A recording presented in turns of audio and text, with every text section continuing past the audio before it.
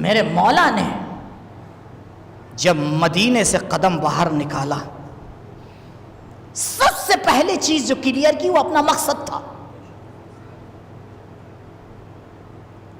عربی میں گھر سے باہر نکلنے کو کہتے ہیں خروج۔ خراجہ یعنی گھر سے باہر نکلا، دخلا یعنی گھر کے اندر آیا۔ تو مولا مدینے سے باہر نکلے تھے، یعنی مدینے سے خارج ہوئے تھے۔ تو اس کام کا کوئی مقصد ہوگا یا نہیں؟ مولا جانتے تھے کہ میری بات تاریخ میں یہ تاریخی ہونہار حسین کے بجائے اپنا مقصد لکھیں گے، تو مولا نے دروازہ ہی بند کر دیا۔ انی لم اخرج، اپنے بھائی جناب محمد حنفیہ کو لکھ کے وصیت دے کے گئے، لکھ کے دے کے گئے کہ بھائی یہ میری وصیت ہے، یہ حسین کی وصیت ہے۔ اور میری سمجھ میں نہیں آتا کہ حسینی اس مقصد کو کیوں نہیں دیکھتے۔ بھائی مولا نے پہلا قدم جو کربلا کے لیے اٹھایا ہے، پہلا جملہ یہ کہا مولا نے، مثلی لا یبایع مثلا۔ یہ شروعات ہے کربلا کی۔ قبلہ یہ کربلا کی شروعات ہے، لیکن کائنات کا اختتام ہے۔ اسی جملے پہ خلقت پروردگار ختم ہو جاتی ہے، کیونکہ مقصد خلقت پروردگار یہیں پہ آ کے ختم ہوگا جہاں سے میرے مولا نے شروع کیا۔ اور اس کے بعد ایک جملہ لکھ کے بھیجا، انی لم اخرج اشرا ولا بطرا۔ دیکھو میں بیکار نہیں نکلا ہوں، میں شر پھیلانے نہیں نکلا ہوں، ولا مفسدا ولا ظالما، نہ فساد کرنے کے لیے نکلا ہوں نہ ظلم پھیلانے کے لیے نکلا ہوں، بل انما خرجت، بلکہ حسین کا مدینہ چھوڑنا ایک مقصد کے تحت ہے، لطلب الاصلاح فی امت جدی، نانا کی امت میں اصلاح کرو۔ اور آپ منبر سے اصلاح کی بات کیجئے تو ہمارے مجمع کو برا لگ جاتا ہے۔ تو یہ اعتراض پڑھنے والے پہ نہیں ہے، یہ اعتراض اس نوشتہ حسینی پر ہے جو میرے مولا دے کے گئے ہیں، لطلب الاصلاح فی امت جدی، کسی اور کی نہیں، امت جد کی اصلاح۔ یہ ساری عزاداری صرف اسی لیے ہے۔ اور مولا نے جو جملہ کہا تھا اسے مولا نے پورا کیا، لیکن اتنا آسان نہیں تھا اس کو پورا کرنا عزاداروں۔ اسے پورا کرنے کے لیے حسین نے اپنا سب کچھ لٹا دیا۔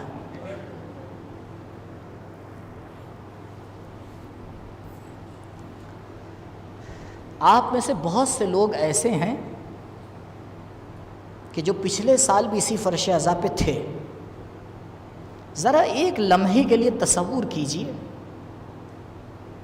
350 دن گزر گئے، پتہ بھی نہ چلا، اور پھر سے وہ رات آ گئی کہ جس کے آتے ہی کوئی ماں اپنی قبر کو چھوڑ دیتی ہے۔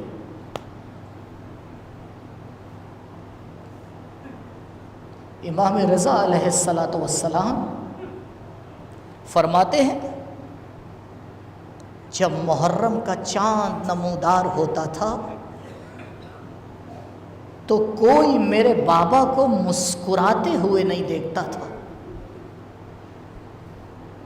اور جیسے جیسے ایام بڑھتے جاتے تھے ویسے ویسے میرا بابا کا غم بڑھتا چلا جاتا تھا، اور جب شب عاشور آتی تھی تو پھر میرے بابا کی کیفیت کا کوئی اندازہ نہیں لگا پاتا تھا۔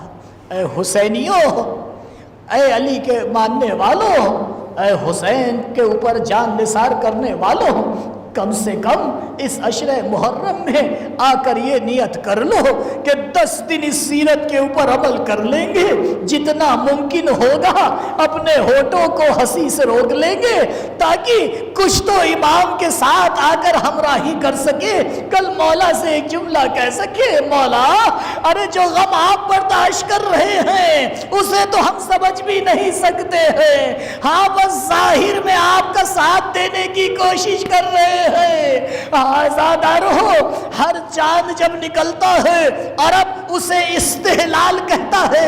استحلال کا مطلب ہوتا ہے چاند کو دیکھ کر خوشی سے چلانا۔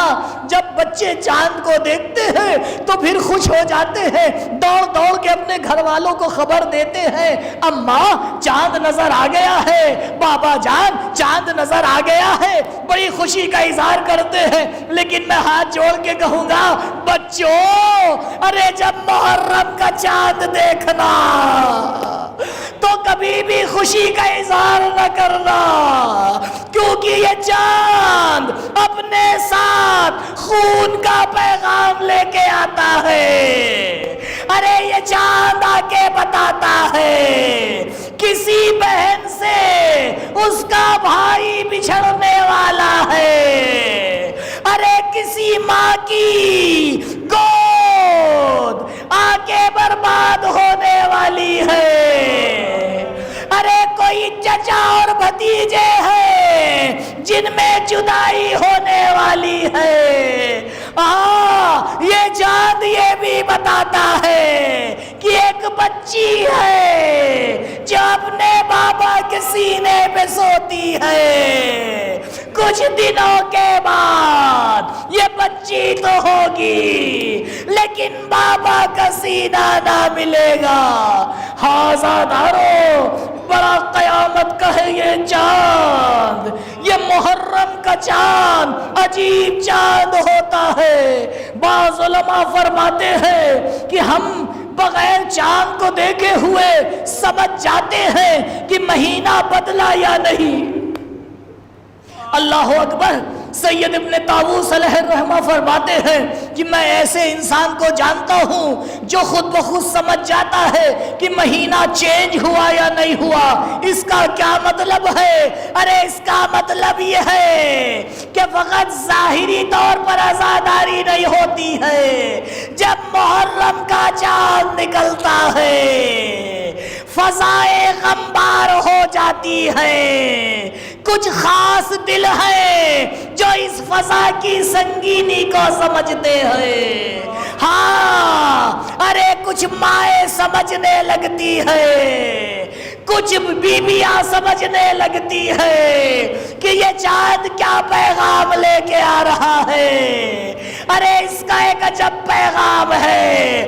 دیکھو جب بھی جنگ ہوتی ہے اس میں جوان مارے جاتے ہیں، بزرگ مارے جاتے ہیں، لیکن کربلا کا مارکا عجیب مارکا ہے۔ حسین ایک ششماہے کو اپنے ہاتھوں پہ لے کے آ رہے ہیں۔ رباب آؤ اپنی امانت کو لے جاؤ۔ حسین یہ کیا ماجرا ہے؟ شاید مولا آواز دے۔ حسین نے وعدہ کیا تھا، اے نانا آپ کی دین کی خاطر حسین سب کچھ قربان کر دے گا۔ یہ علی اصغر کا ہدیہ ہے، ابھی شام غریبہ نمودار ہوگی۔ سکینہ کی بالیہ ہے، زینب کی چادر ہے، سید سجاد کا بستر ہے۔